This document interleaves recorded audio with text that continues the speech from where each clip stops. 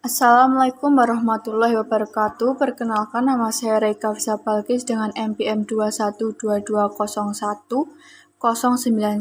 Di sini saya mewakili kelompok tutor 9 dengan mata kuliah falsafat dengan teori lipid. Di sini saya akan mempresentasikan hasil diskusi dari kelompok kami.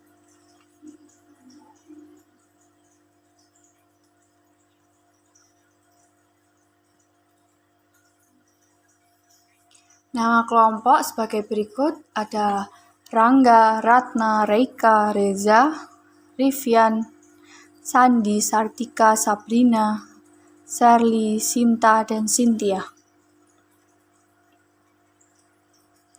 Pengertian teori lipid.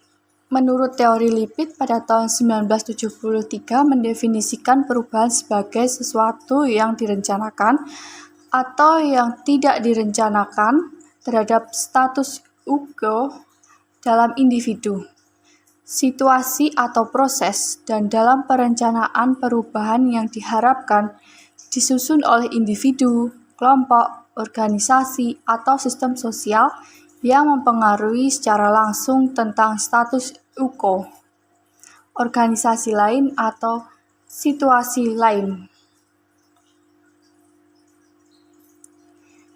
Definisi teori lipid.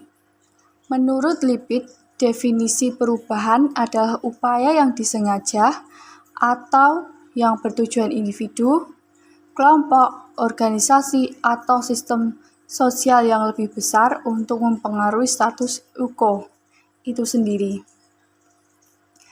organisme lain, atau status situasi. Keterampilan memecahkan masalah, mengambil keputusan, dan interpersonal adalah faktor-faktor penting dalam sebuah perubahan. Contoh perubahan dalam individu adalah memutuskan untuk memperbaiki status kesehatan dengan menghadiri program berhenti merokok atau melakukan program olahraga. Ada 7 fase perubahan menurut lipid. 1. Menentukan diagnosis terlebih dahulu masalah yang ada. 2. Mengadakan pengkajian terhadap motivasi perubahan serta kemampuan dalam perubahan.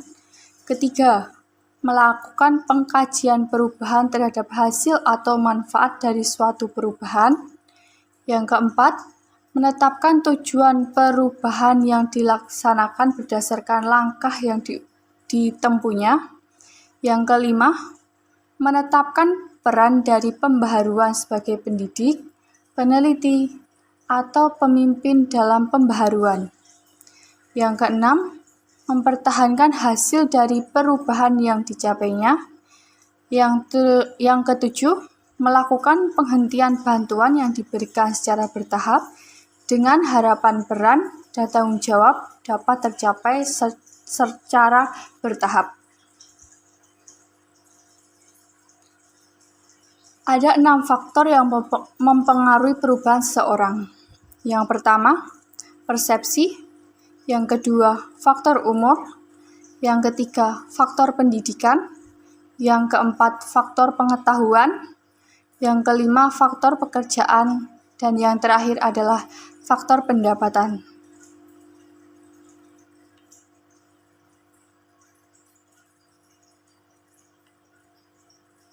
Sekian presentasi dari saya, perwakilan dari kelompok 9. Kurang lebihnya mohon maaf. Wabillahi taufiq wal hidayah. Wassalamualaikum warahmatullahi wabarakatuh.